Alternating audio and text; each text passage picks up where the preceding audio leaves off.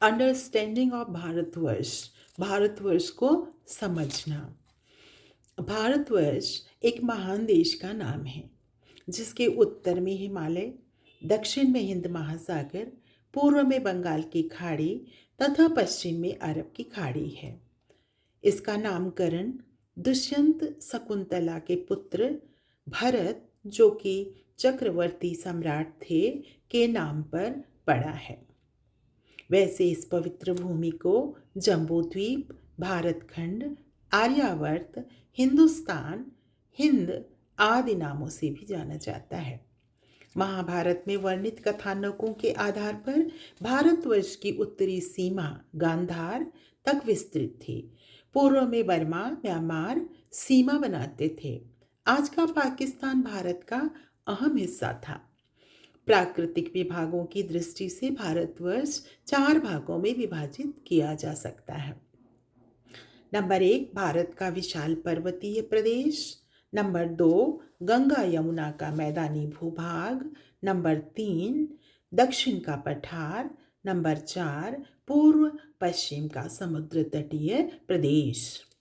हिमालय पर्वतमाला सदा से भारतवर्ष की रक्षा प्रहरी के रूप में सेवाएं दी हैं। दक्षिण में हिंद महासागर के कारण भी विदेशी आक्रमण का खतरा कभी नहीं रहा है। विशाल दोआब प्रदेश अत्यंत उपजाऊ होने के कारण लोगों को सदा भरण पोषण के लिए अन्न का दान देते आए हैं। इसी प्रकार समुद्र तटीय क्षेत्रों ने भी भारत भूमि को संपन्नता और सामर्थ्य प्रदान किया है। भारतवर्ष अपने अतीत काल से ही अपनी संस्कृति एवं संस्कारों के कारण गौरवशाली रहा है। भारत की संस्कृति को देव संस्कृति तथा भारतवर्ष को जगत गुरु की संज्ञा दी जाती है। इसके पीछे वैदिक युग से चली आ रही हमारी संस्कृति के उच्च आदर्श रहे हैं। भारतीय समाज के निर्माण में जो मूलाधार कार्य करते आ रहे हैं, हमारे मनुष्यों के ने मानव जीवन को 4 भागों में बांटते हुए 8 से 25 वर्ष का जीवन ब्रह्मचर्य आश्रम को समर्पित किया था, जहां शिक्षा अर्जन करना बालक का ध्येय होता था। विवाह संस्कार के पश्चात गृहस्थ आश्रम में प्रवेश किया जाता था, जिसका उद्देश्य था उत्तम संतति का निर्माण करना तथा समाज के प्रति अपने दायित्वों का पालन करना। अर्थात गृहस्थ अर्थ, धर्म, काम, मोक्ष जैसे पुरुषार्थों पर चलकर जीवन सफल बनाता था। साथ ही तप, दान, यज्ञ, शौच और स्वाध्याय को संपन्न करके वह अपना और समाज का कल्याण करता था। यह 25 वर्ष से 50 वर्ष के बीच का जीवन क्रम हुआ करता था। तीसरा आश्रम वानप्रस्थाश्रम था, जहाँ 50 से 75 वायु की आयु का गृहस्थ अपना जीवन आध्यात्मिक चिंतन एवं कार्यों में लगाता था।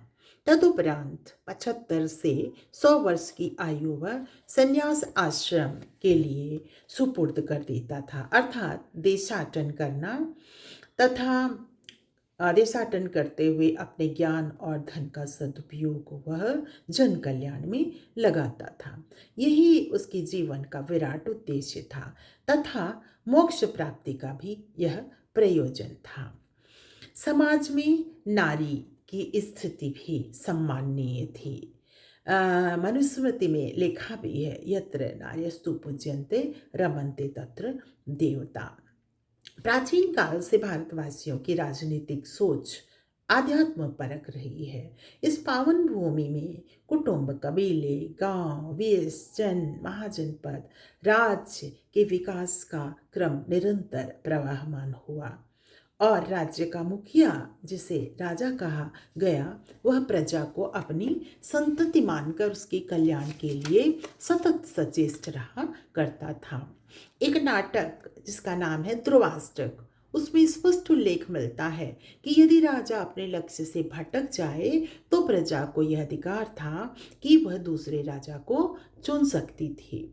इसका सटीक उदाहरण हमारे महाकाव्यों में भी मिल जाता है। रामायण में राम राज्य की जो परिकल्पना की गई है वह आदर्श राज्य एवं राजा का उदाहरण प्रस्तुत करता है। राजा को मर्यादाओं का पालन करने वाला बतलाया गया है। भारत की धार्मिक सोच मानव को महामानव बनाने की सीख देती है।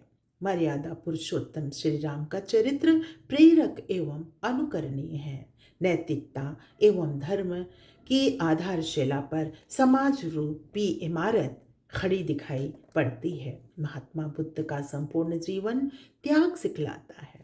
जहाँ उनकी शिक्षाओं में मानव मूल्यों का पुट है, वहीं महावीर के संदेशों में कठोर अनुशासन दृष्टिगत होता है। ईश्वर की उपस्थिति सर्वत्र है, कण कण में है भगवान। वैदिक धर्म बहुदेववाद की शिक्षा देता है, अर्थात जल, पृथ्वी, आकाश, अग्नि, वायु सभी प्रकृति देव हैं। इनसे हमें जीवन मिलता है, अतः इनकी पूजा अर्थात सुरक्षा करने का संदेश वेद एवं अन्य ब्राह्मण ग्रंथों से मिलता है। भारत का विज्ञान और गणित भी दुनिया में अत्यंत प्राचीन है। शून्य हमारे दर्शन का अनुसंधान है। वृक्षों में ऑक्सीजन की उपलब्धता को स्वीकार करते हुए वृक्ष पूजा की परंपरा हमारे वैदिक दर्शन में सन्निहित है। आयुर्विज्ञान एवं योग दर्शन का संबंध शरीर विज्ञान से है। सवितुर्वरेण्यम और चांद की अवधारणा ऊर्जा और शीतलता का बोध कराती है। इस तरह भारतवर्ष को संपन्नता और ऐश्वर्य प्रदान करने वाले ये विविध तत्व हैं। भारतवर्ष को समझना अर्थात भारतीय मूल्यों को समझने से है। भारत की संस्कृति अपने उच्चादर्शों के कारण वरेण्य है। इसमें वसुधैव कुटुंबकम का विराट चिंतन छिपा है। हम पूरी दुनिया को प्रेम, दया, करुणा का संदेश देते हैं और देते आए हैं। इतिहास साक्षी है कि भारतवर्ष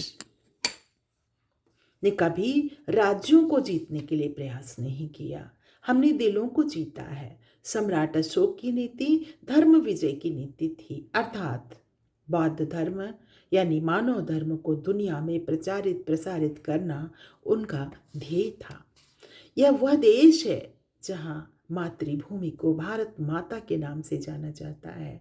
नदियों को गंगा माँ कहकर पूजा जाता है। पर्वत पाषाण शिवम स्वरूप में पूजे जाते हैं।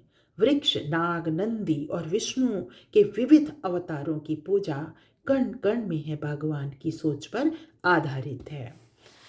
तो बच्चों, इस अध्याय को आपके कोर्स में रखने का उद्देश्य जो है वो यही है कि आप भारतवर्ष को समझें और तदनुरूप अपनी सोच को ऊर्ध्वगामी बनाएं, क्योंकि जब आपकी सोच ऊंची होगी तभी आपका जीवन कल्याणकारी और मंगलमय होगा। धन्यवाद।